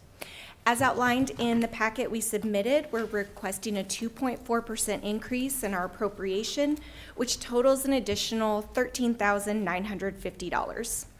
Combined with Extension Council funds, these dollars will help with our increases in wages, employee benefits, fuels, and other things we expect to rise in 2027. What we have submitted is a service-neutral budget. This is to keep doing all the things that we are doing today. We appreciate your consideration of our request, your continued support of K-State Extension's work in Shawnee County, and I'm happy to answer any questions. Questions? Thank you. I don't have any. All right, have a good day. Thank you, Candace. All right. Tark.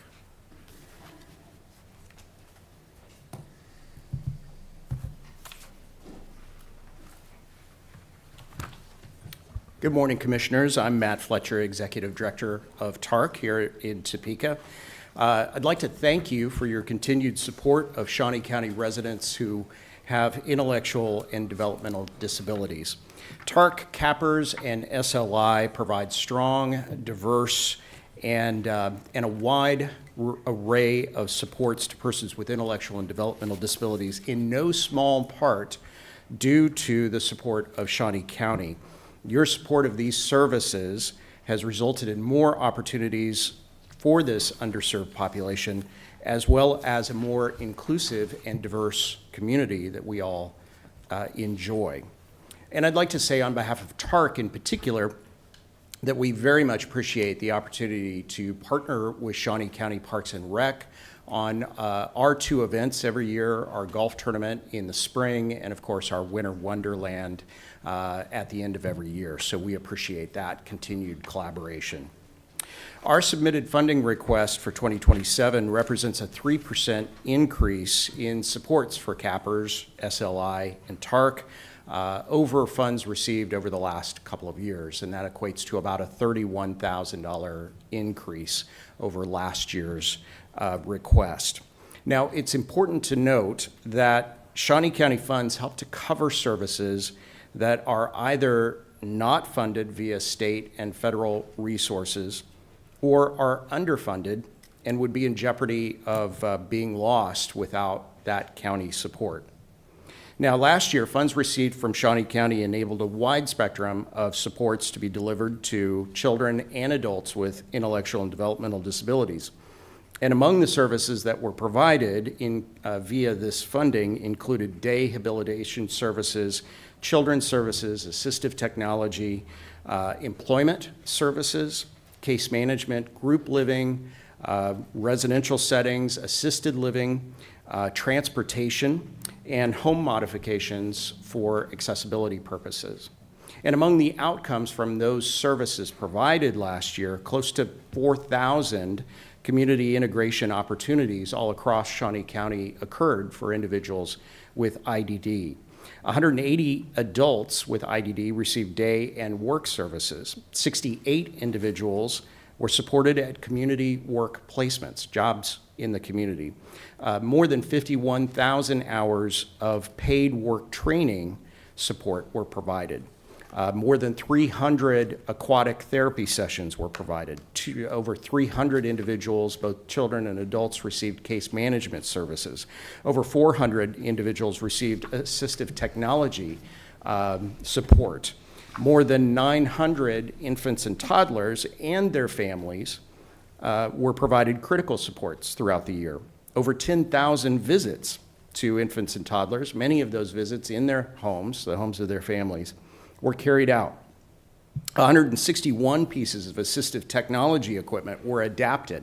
That's equipment that could include mobility devices, seating adjustments, posture adjustments, or devices that assist individuals with communicating with their loved ones.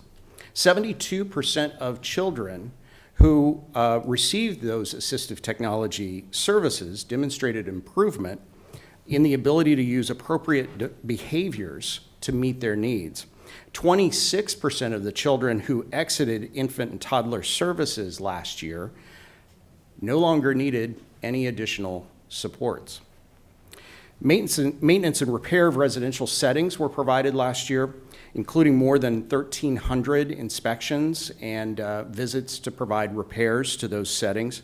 More than 100 residential settings received pest control measures, and more than 700 bus passes were purchased for individuals in order to be able to access public transit in our community. Again, your strong support of community-based services for Shawnee County residents with intellectual and developmental disabilities is greatly appreciated.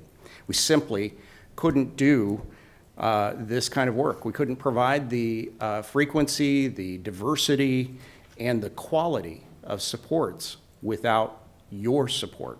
So thank you very much. Thank you for this opportunity to share this information with you today, and at the appropriate time, I'd be happy to answer any questions you might have. No, I don't. I appreciate everything TARC does in the community. Thank you. Thank you. All right, Astra.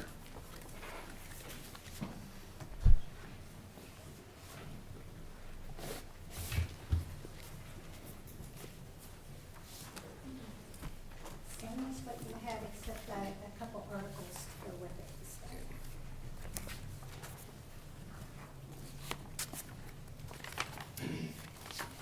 Kathy Mosier, Astra Mental Health and Recovery, here with our board member Renee and CFO Angie. Thank you for the opportunity to speak on behalf of the funding needs of Astra. And what we are asking Shawnee County to continue with is our current base and grant funding level with a 4.7% adjustment. And this request is about protecting the behavioral health safety net that Shawnee County relies on every day. There are some key reasons for the increase. Flat funding may look like holding steady, but it would actually be a reduction in purchasing power and limit our service capacity, and Astra would have to do less for our community. Inflation has increased as well as the cost of care delivery, and more people in Shawnee County are uninsured due to federal changes. That can be whether they are, premiums are too high with the loss of Affordable Care Act to pay for their premiums, or whether that would be more strict eligibility guidelines for Medicaid. This is a request to protect what's already working for Shawnee County residents, and without this adjustment, we would have fewer resources at a time when healthcare coverage is less accessible and the needs are intensifying. It matters because when people cannot get care, the need doesn't disappear. It shows up in unemployment, emergency rooms, 911, law enforcement calls, ambulance runs, courts, jails, schools, homelessness, and hospitals. We serve all residents regardless of their ability to pay, their complexity to treat, and their ability. Some key impact points to consider. In 2025, Astra delivered over 258,000 services to over 11,000 people in our community who were in need of safety net services. Overall, services needed increased by 9%. Our workforce shortages, we have been able to reduce those with the generous funding between state and the state's model to switch from fee-for-service to cost-based, or closer to a cost-based, and with the support of the county together. Access to services has improved greatly. From the time of request, people were seen within 4 to 5 days on average, much better than the state expectation of 10 days. It's important to note that when people get help faster when they decide they need it, studies show that it takes less time, less services to get them recovered to the recovery phase, and so they are done faster, which is at a lower cost. Astra also diverted 85% of people in crisis from higher, more expensive levels of care, helping avoid unnecessary costs elsewhere in the system. Astra answered 79% of the community's mental health calls directly. And what that means is we reduced pressure on 911 and 988 systems. Our mobile crisis response calls and services doubled from the previous year. The demand is up. The need is up. We expect that more people will be uninsured in 2027. This is based on KDHE's reports that it's already been 13, that was a quarter ago, so percent decrease in Medicaid rolls, and the federal projections are about 25%. And there are more, these are launching in October and then again in January, and so we will be seeing more uninsured. In crisis alone, we're already seeing 65% of the services provided are to the uninsured. And again, that reduces pressure in other areas. So we do give the county a very strong return on investment. In practical terms, this funding stabilizes people in our community instead of cycling through higher cost systems. Your investment reduces pressure on the county systems that are left to respond when behavioral needs go untreated.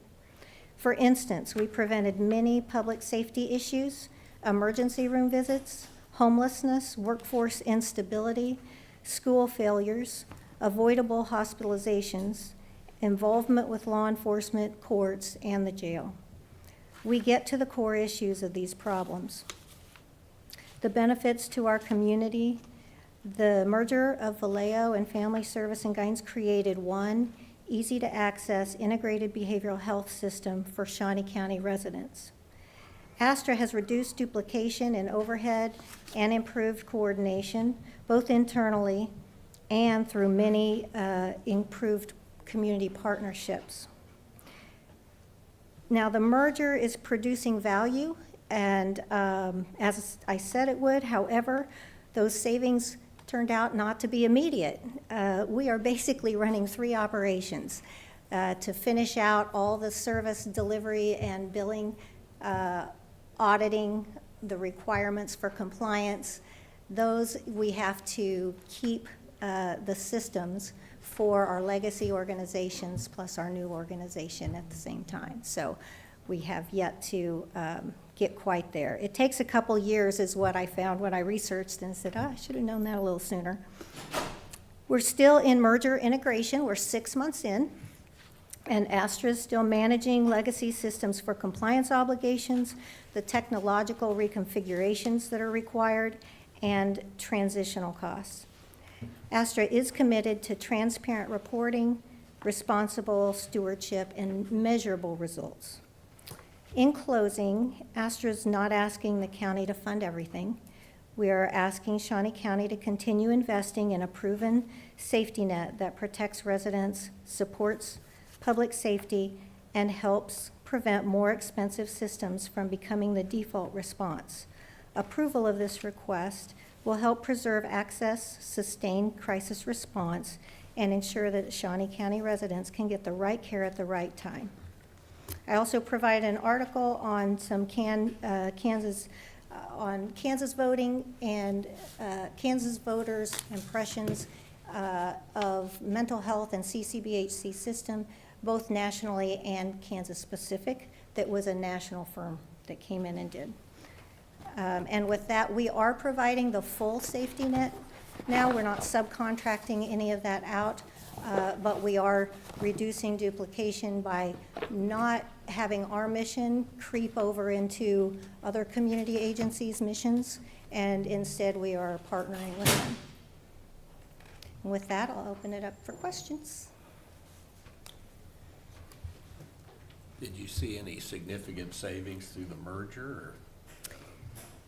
Definitely in having one leadership instead of 2, one HR team instead of 2. The places, most of all administration except for compliance. Compliance has become more. We're getting audited at least once a week now. But yeah, we have done that. We have also seen much smoother pathways for recovered care, no matter what age you are, and it's easier to access for services. And when you can access services, you tend to stay in services longer, and that's part of what we're seeing as well. But that means they can complete them and be well and not need other systems. The savings we're seeing is being outweighed by the increased number of uninsureds in our community.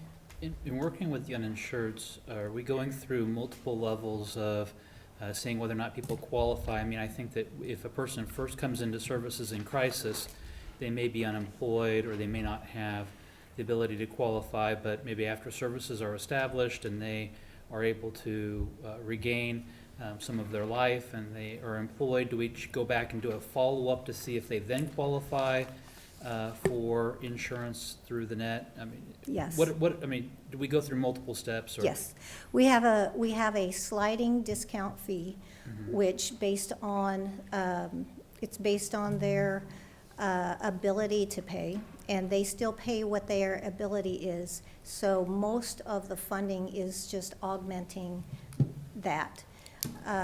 The status changes every 6 months. They're looking at, even Medicaid is looking at re-eligibility.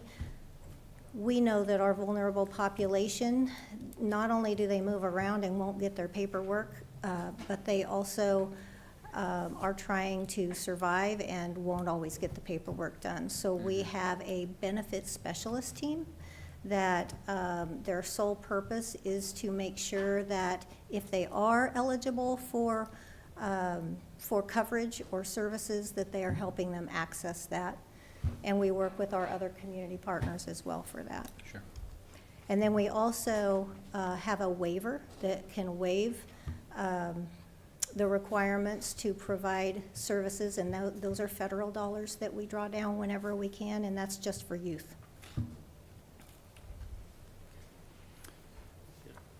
Kathy, you've got on here a proposed increase of $141,000.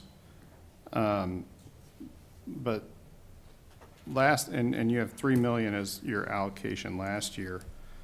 But last year, that 3 million also included $200,000 of one-time funding for the merger. Right. And it also included $300,000 for Breakthrough House. So you're really asking for more like a $500,000 increase. That is true. That is true, and that's because we are not subcontracting out that, the safety net. We're doing all of that ourselves now, and Breakthrough wanted to make their own request. Knowing that we were going through some cost savings and some things, I think that they decided that they might, we tend to be very conservative, and so they wanted to make their own request this year, which I supported. Okay, so just to be clear though, it's not really a $141,000 increase. You're right, yeah. Yeah, it's for the services that those we're helping with that we're doing now. So we're taking those on, and then the increased amount of uninsureds that we're seeing. Okay. My understanding is, and I think Breakthrough's next, but they now can bill for covered individuals. Okay, thank you. Any other questions? Thank you, Ken. Breakthrough House.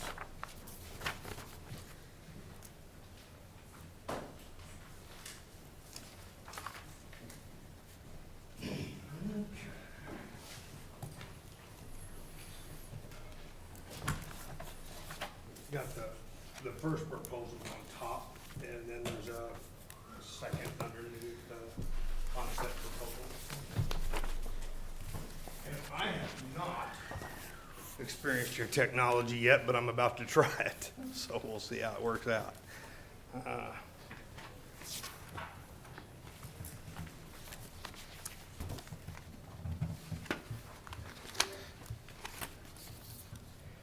And there's the mouse right there.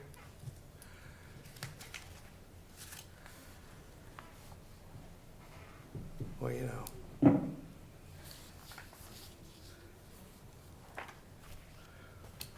I'm going to get into the proposal here on the PowerPoint in a minute. This is the first, I want to talk to you first a little bit about Breakthrough House, some of the things that we've accomplished, and just so you have a rundown of what Breakthrough House is and what we do. We actually have 3 different departments. The first department, we have consumers that we provide resident payee services for. That has grown exponentially over the last year and continues to grow. We have between 250 to 300 consumers at this point in time, and that, again, keeps increasing. We also have a residential service that where we have 3 licensed group homes where they're congregate homes. We have 9 residents in each home. One has 8 and is actually subsidized by HUD. And then we also have a clubhouse, an international clubhouse. It's accredited by International Clubhouse Association. I don't know how much you know about those, but they're quite amazing. And our clubhouse director has actually had some international recognition for her ability to the work that she's done at the clubhouse. So it's extremely effective, and it's kind of an experiment or a practice in what you see in what they call interpersonal neurobiology. Extremely effective. Now, I tell you this because I want you to understand that what Breakthrough House is good at, what we've become good at. We don't deal in crisis intervention. We don't stabilize, but we do take people who have been stabilized by places such as Astra and places such as the NFMHs or Osawatomie. And what I'm going to propose to you now is a little bit of a different direction and how it applies to county funding. Because what we want to do with our $300,000 request is direct that towards what is in your interest, and not so much just as a general fund, but we want to direct it towards reentry and focus on reentry as a project for us, because we've had a little bit of a change in funding streams. Like everybody else, we've had some challenges in our funding, but it caused us to kind of recreate ourselves, and we got licensed by the state that put us in a position where we could become an organization that could bill for services. And so that's going to open up a pretty powerful revenue stream for us. So the 300,000, if we direct it towards just reentry, one of the things that we're good at is taking people out of those types of environment and keeping them stable and in housing.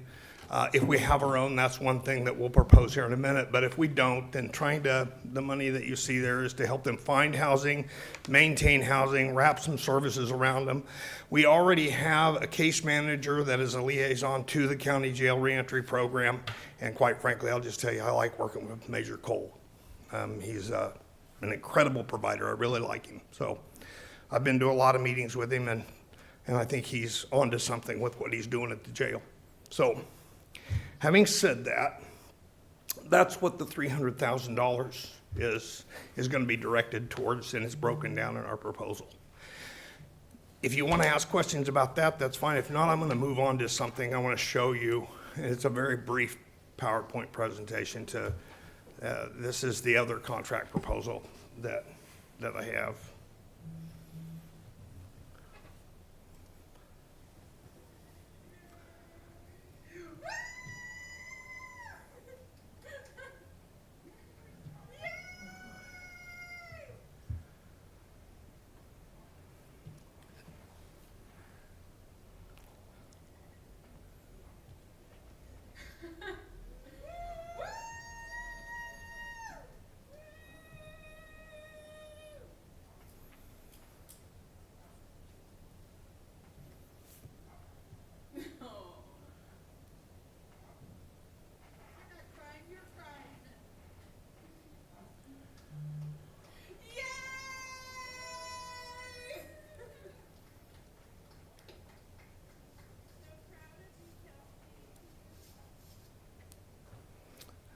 Kelsey was stuck in an NFMH, having a lot of trouble getting out, had no place like a lot of people. The challenge that people have when they exit, whether it be a substance use disorder treatment facility, an NFMH, Osawatomie, or anything, they exit back out to the same toxic environment that they got sick in. And they get sick again, and they just circular. The same thing with the jails and things that happen in the jails. If they don't have, they build up a certain amount of recovery capital inside the jail.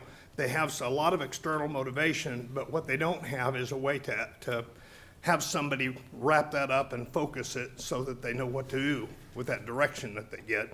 And that's what we'd like to propose in our next proposal. We've proven what we're able to do with people that come out of these environments. Kelsey was one example of what happened. She moved into one of our group homes, and I'll talk a little bit more about her at the end, but I've got, I don't know how many of those videos. I have lots of them of people that come out, they move into our group homes, they find their way towards independence because of their introduction into a clubhouse. They find purpose, they find meaning, they get involved in different aspects of the work order today. We help them find jobs, temporary employment, permanent employment, and they find independence and they get better. And we do this while we collaborate with other agencies. The same thing happens again when we're going to deal with people that are coming out of the jail. But one of the things that they lack is housing. And so we're requesting, or we're proposing, that if you find an interest in doing this, we would certainly think that it would reduce recidivism rates by a large amount. We don't know until we try this experiment, but it's something we're good at. Because we've got involved in billable services, one of those services is called OCI, Operation Community Integration. It's a per diem rate that allows us to take people and wrap services around them for a brief but very intense period of time to help move them towards a more independent way of living. And again, it doesn't pay for housing, So we would need a one-time influx of funding for housing. We have a couple of apartments that are earmarked for that if we can get that done, get them refabbed and use them strictly for reentry, people coming out of the jails. It's what we met with Brian Cole the other day for. I talked, I think, with Commissioner Cook a little bit about it, and I'm sorry, I meant to send you an email briefing you on that, but I didn't get a chance to do so. So this continuous recovery pathway is just taking people, and we're meeting them at the jail. We've got, again, a case manager that goes as a liaison to the jail, and we're going to do that regardless of funding because we believe in Brian and we believe what he's doing. But if we also have SOAR representatives or people who have been trained in SOAR, and although that's been some changes in that type of programming, the knowledge of what it does in helping people get onto Medicaid before they get out, or getting them prepared to get onto Medicaid before they get out, so they don't just walk out without any type of funding, without any way of medical services, so that they can find ways to provide for their needs. And we can also bill for services that help them stay housed for a period of time. So having said that, we had a great meeting with them. One of the interesting things that I discovered when we went in there and we sit down is Captain Parker at one point just looked at us and said, "How did you know what we needed?" I thought she was going to break down in tears over it. It was really kind of amazing. Well, it's just the same way we found out what the NFMHs needed. I mean, we see a need that we fit real well with, and we partner with that agency. We're talking about introducing, again, behavioral health services at the jail. They've already got that. We're going in to provide peer support services, building relationships with people before they get out. The people at the jail that build relationships with them will be coming out with them. So it's not really a handoff, it's a transitional type operation that we're looking for. And you see Harmon is already committed to this. And I've already rambled on about this. So the one thing I want to tell you, this is the last slide. This young lady here, Kelsey, has testified at budget hearings for the state, and we're primarily funded by the state, so that's why, this is targeted towards county funds. We figured it should be used for county purposes. This young lady, when she came out of the NFMH and moved into one of our group homes, got involved with the clubhouse, and a year later is working as a registered nurse again in independent living. So we know how well this works. We've experienced it over and over and over again. We've got lots of stories like that. So do you have any questions? I'd be glad to answer them.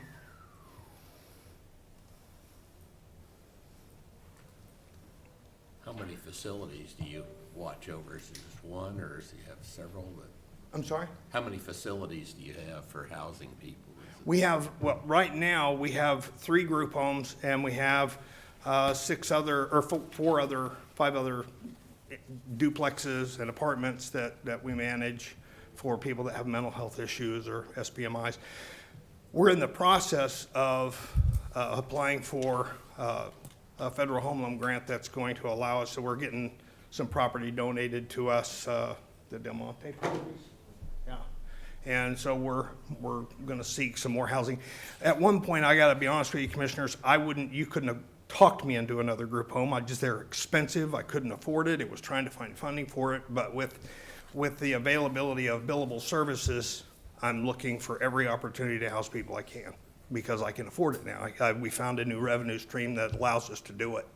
And so we're going after some more housing with the Del Monte properties. This proposal would look at a couple of properties that a local doctor has that he's been trying to get us to buy, and it would work really well if the people in the reentry program knew that their people had a place to go and that their apartments were for them and specifically for them, and they had a plan that went beyond just the jail.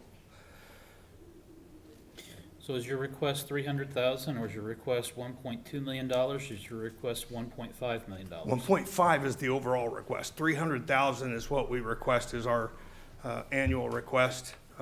That we'll still provide services. We just won't be able to provide housing, reentry housing. The 1.2 million is strictly to buy property. It's a one-time ask that we buy the property, we get it fixed up, and it's just strictly for reentry housing.